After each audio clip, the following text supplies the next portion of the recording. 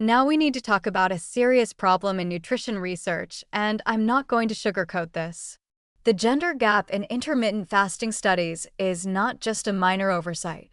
It's a fundamental flaw that undermines much of what we think we know about fasting protocols. Historically, the majority of metabolic research has been conducted on men.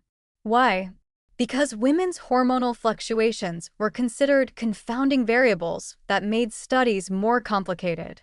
So researchers just excluded women. This is scientific malpractice, frankly. Half the population has been systematically understudied, and now we're applying findings from male subjects to women as if biology doesn't matter. Here's what we're learning now that researchers are finally including women in studies, and it's concerning. Women appear to respond differently to fasting protocols, and not always in positive ways. Some women experience menstrual irregularities. Some see disruptions in thyroid function. Some report increased anxiety and mood disturbances. These aren't rare side effects. These are patterns emerging across multiple studies. The hormonal explanation makes sense. Women's reproductive hormones are exquisitely sensitive to energy availability. Your body interprets fasting as potential energy scarcity, and when a female body senses energy scarcity, it may downregulate reproductive function as a survival mechanism. Estrogen and progesterone levels can be affected. For some women, this means irregular periods. For others, it might mean worsening PMS symptoms or mood changes.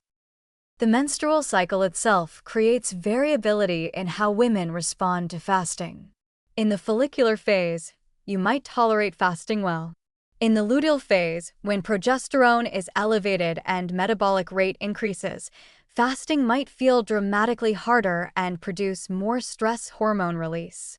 But most studies don't track cycle phases. They just lump all data together and report averages. There's also concerning data on bone density.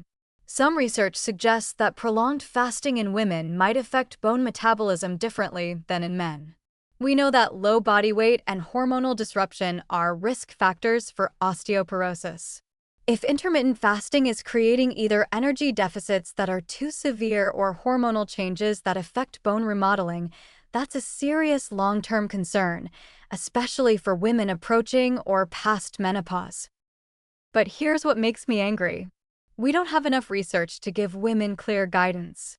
We can't say definitively which fasting protocols are safe for which women under which circumstances. The research simply hasn't been done. Young women, pregnant women, breastfeeding women, perimenopausal women, postmenopausal women all need different information. We don't have it. What we can say is this.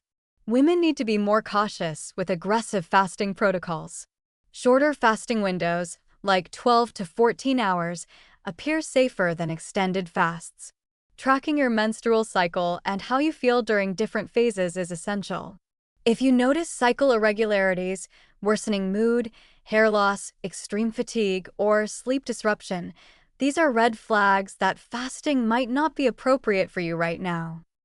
The research deficit here is inexcusable. We need large-scale studies on female populations across different life stages. We need to understand hormonal effects, bone health impacts, reproductive function changes, and long-term outcomes.